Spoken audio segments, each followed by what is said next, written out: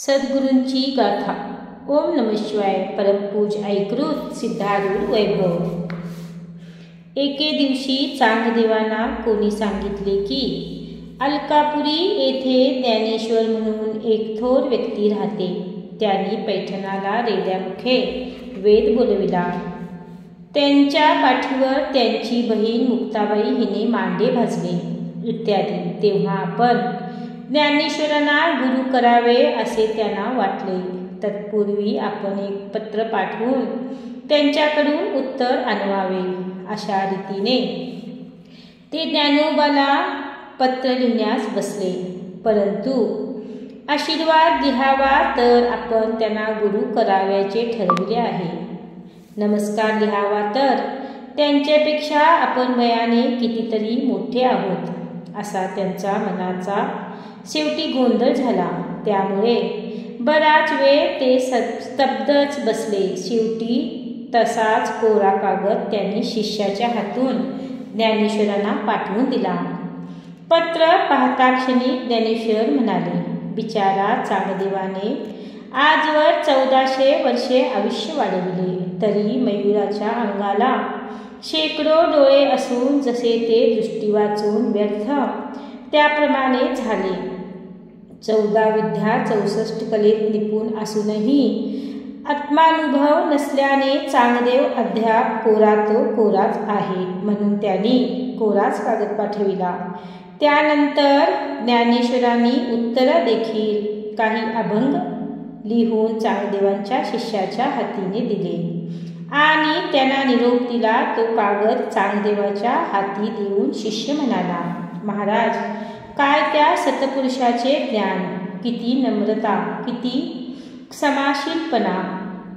त्यांच्या सामर्थ्याचे वर्णन करणे माझ्याने अशक्यच. आपण दिलेला कोरा कागद पाहिल्याबरोबर त्यांनी आपली सर्व योग्यता जाणली. दिसण्यास मूर्ती अगदी लहान आहे, पण त्यांची कीर्ती फार थोर दिसते. चांगदेवांनी शांतपणाने ज्ञानदेवाचे अभंग वाचले. त्यावर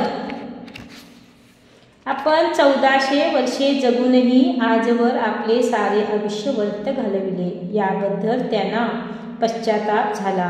या उपट तरी दुराभिमानाचा त्याग करून गुरुला शरण गेले पाहिजे असा विचाराने मंत्र तंत्रादी इतर विद्येकडे दुर्लक्ष करून लगेच आळंदीस जाण्यास निघाले.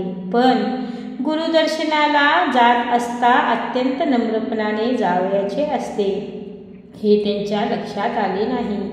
त्यामुळे ते व्याघ्रावर झाले आणि हातात सर्पाचा चाबूक घेऊन 1400 शिष्यगणासह झांज, टाळ, शंख, मृदंग इत्यादी वाद्यानिशी ते जाऊ लागले.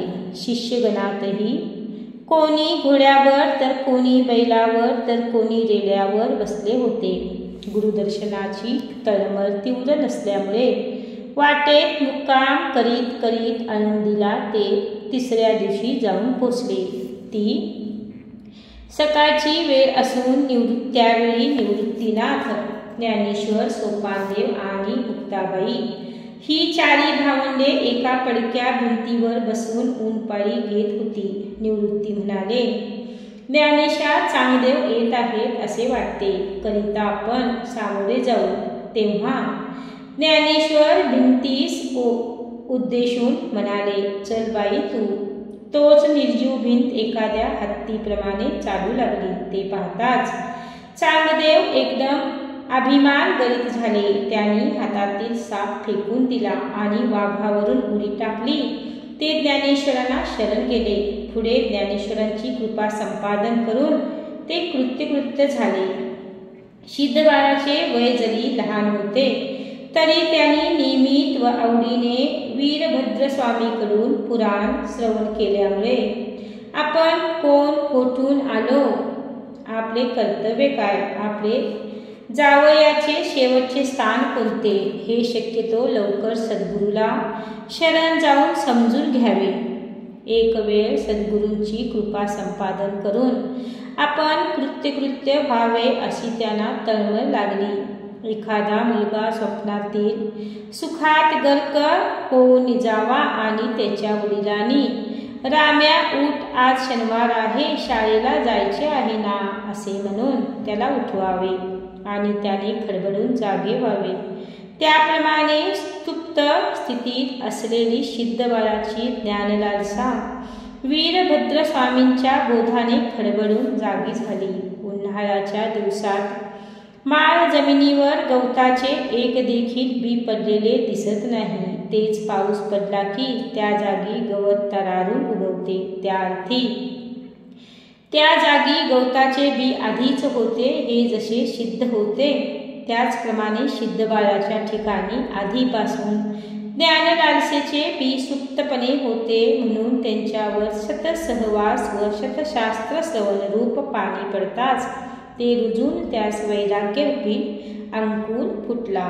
एके दिवशी सिद्ध बाळाने मोक्षप्राप्तीबद्दल वीरभद्र स्वामींना प्रश्न केला असता, मोक्षप्राप्तीसाठी मार्गदर्शन करावयाचा माझा अधिकार नाही, त्यासाठी ब्रह्मनिष्ठ गुरुकडूनच चालना मिळावी लागते, असे त्यांनी सांगितले. तेव्हापासून ब्रह्मनिष्ठ गुरु कोण भेटेल आणि आपण कधी कृत्यकृत्य होऊ, असा सिद्ध बाळांना ध्यास लागला.